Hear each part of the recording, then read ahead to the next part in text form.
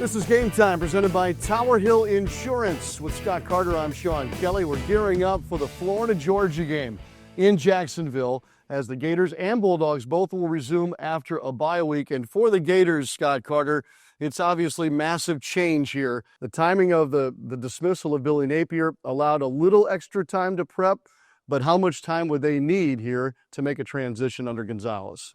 Well, the extra week obviously will help because it's a moment of kind of shock or transition for the players. They have to adjust. And then the coaches are doing some different duties. So Billy Gonzalez, suddenly the head coach, Russ Callaway's calling plays. What's that going to look like? They've had extra time to work on it, so we'll see. But it is a big change with 5 games to go in the season.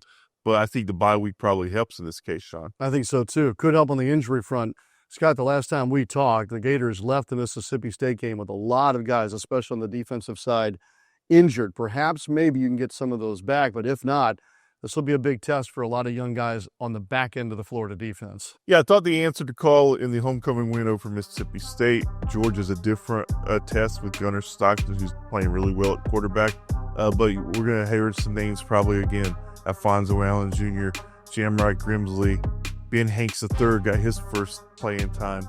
Lagonzo Hayward. We could go on and down the list. I think there were 6 or 7 guys that we usually don't talk about who played in the Mississippi State game.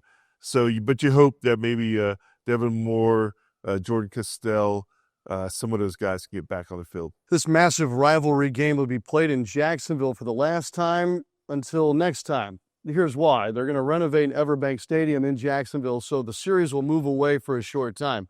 So in this rivalry game against 5th-ranked Georgia, it'll be interesting to see if the venue plays itself into the story this coming Saturday. Yeah, I mean, Jacksonville is always just such a unique setting, and that's why this rivalry has been so successful there over these years. And they're going to come out and party on those St. John's River. It's going to be a festive atmosphere with the boats out there, but it is going to look different the next 2 years between Atlanta and Tampa. But I would agree, it's going to be fun. I'll probably think about it a little bit more coming across the Hart Bridge since we're not going to see it again for a few years. That's right. 2 years away, one being played in Atlanta, the other being played in Tampa before a possible return back to Jacksonville. I would have to think, Scott Carter, based on your tenure here, your experience covering the team, this is one of the more intriguing Florida-Georgia games in some time.